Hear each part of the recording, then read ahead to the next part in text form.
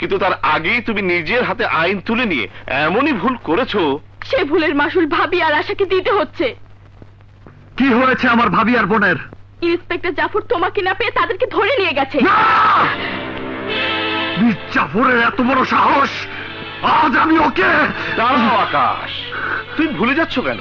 পৃথিবীর কোন দেশে, কোন সমাজে উত্তেজিত হয়ে পুলিশের সাথে লড়াই করে কেউ কোনোদিন জিততে পারেনি আর পারবেও না। পুলিশের সাথে লড়তে হলে ঠান্ডা মাথায় বুদ্ধি খাটিয়ে আইনের মাধ্যমে লড়তে হবে। কিন্তু আঙ্কেল, সে তো অনেক সময়ের ব্যাপার। আর তত সময় পর্যন্ত আমার বোন, আমার ভাবি সেই ছোট্ট কাঁচায় দুঃসহ যন্ত্রণায় কষ্ট করবে, নীরবে দু চোখ দিয়ে অশ্রু ঝরাবে। আমি কিছুতেই সহ্য করতে পারবো না। আকাশ, আকাশ লোহা লোহাকে কাটে, জহর জহরকে দমন করে। ওই বদমাশ ইন্সপেক্টর মির্জাফরের অসৎ শক্তিকেও আইনের মাধ্যমে ধ্বংস করতে হবে। আমি যাব, তুমি শান্ত হও, ধৈর্য ধরো। যে করি হোক আমি তাদেরকে ছাড়িয়ে আনবই। ভাবি, অনেক কষ্ট হচ্ছে, আর তো পারছি না। কি যে করি। আয় চলো।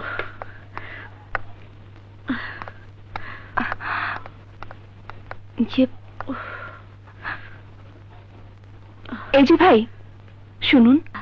কি? ও একটু। ও আচ্ছা আচ্ছা, এসো। যা।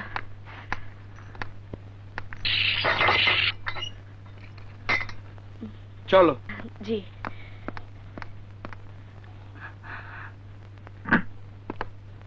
ওই যে টয়লেট, যাও। হ্যাঁ।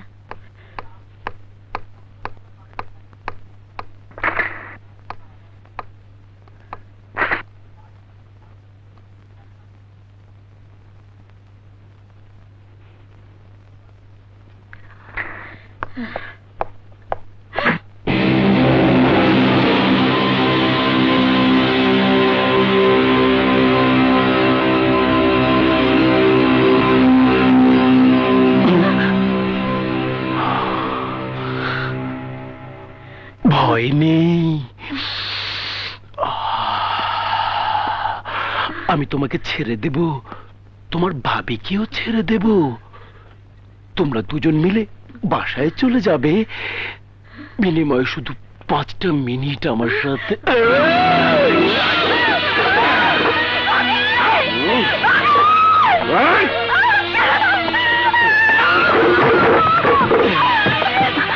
এই যে পুলিশ ভাই, একটু দেখেন না ও চিৎকার করছে কেন, প্লিজ একটু দেখেন না।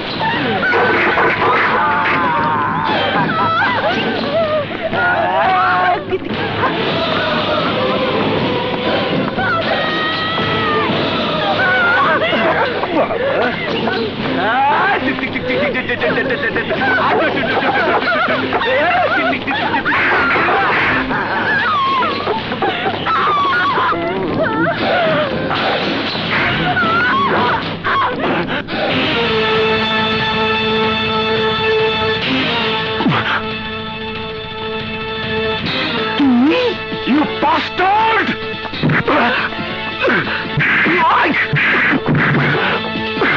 সেন্ট্রি, সেন্ট্রি, ওই শালাকে অ্যারেস্ট কর। খবরদার, পালাবার চেষ্টা করবেন না। আরে সেন্ট্রির বাচ্চা, আমাকে নয়, ওই সন্ত্রাসীকে অ্যারেস্ট কর। মাফ করবেন স্যার, উনি আপনার চেয়ে বড় অফিসার। তোর অপারেশন শেষ, আমার অপারেশন শুরু।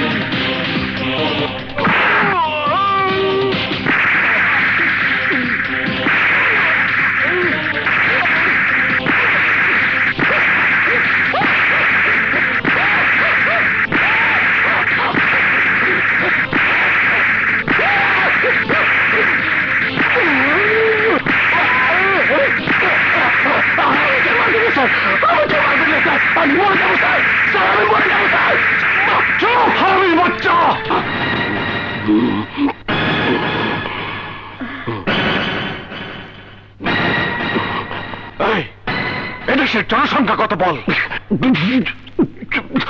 বল দেশের জনসংখ্যা কত? 14-15 কোটি হবে স্যার। পুলিশের সংখ্যা কত? লাখের উপরে স্যার। এতগুলো পুলিশকে সরকার জনগণের টাকায় কেন লালন পালন করছে জানিস?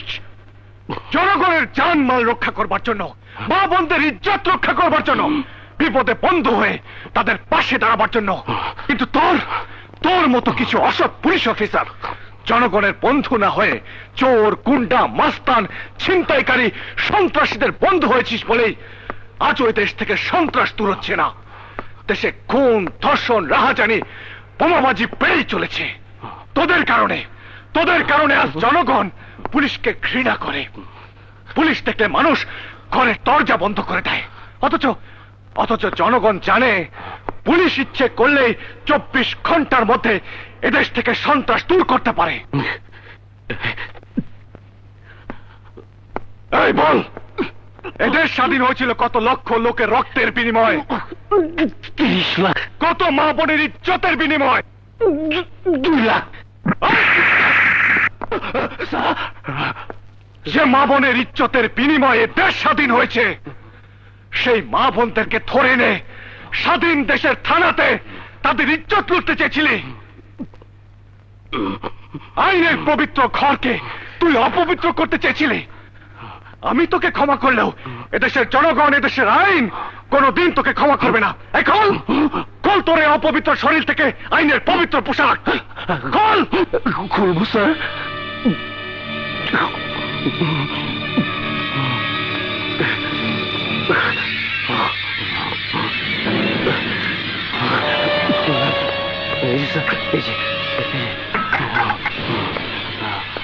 এই নে তোর অপকর্মের পুরস্কার। এ ধর।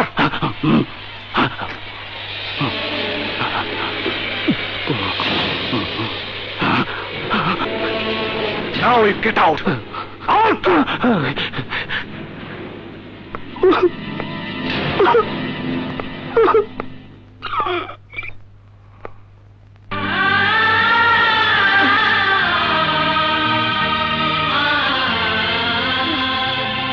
সেন্ট্রি। Yes, sir. ওনাদের ছেড়ে দাও। Yes, sir.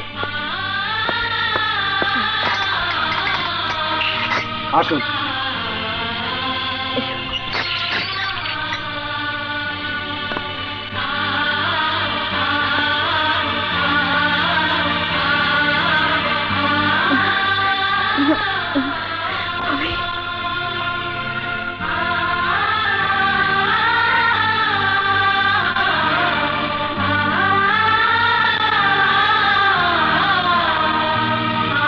দেখুন, কেন আপনাদেরকে ধরে এনেছে আর কি বা আপনাদের অপরাধ তা আমি ঠিক জানি না।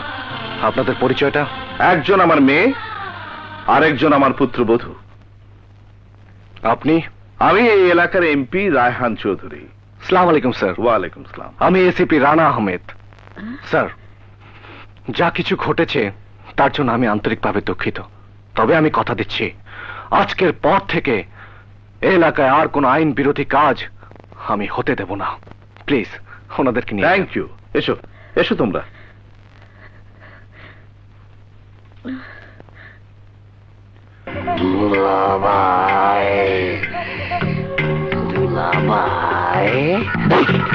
মামা, আরে শালা কি হয়েছে মামা?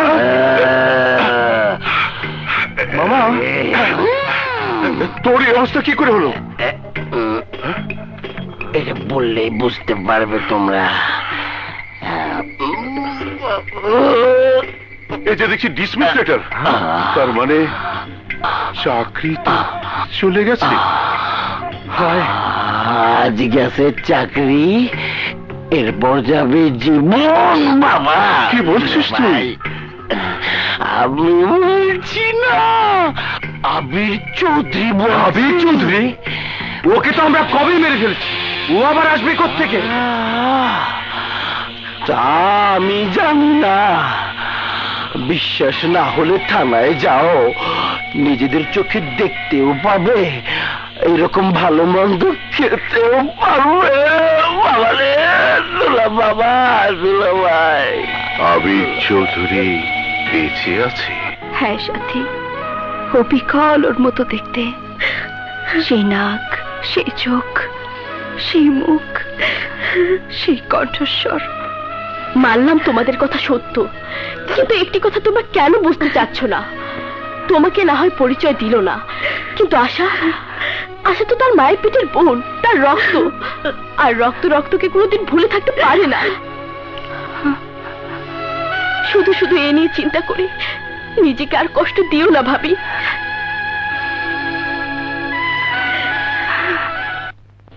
আকবর সাহেব। Yes sir. এই থানা ইন্সপেক্টর জাফর থাকাকালীন যত অকারেন্স হয়েছে এবং এই এলাকায় যত ক্রিমিনাল আছে তাদের নাম, ঠিকানা সহ সম্পূর্ণ ডাটা কালকের মধ্যেই আমাকে দেবেন। Yes sir. হ্যালো।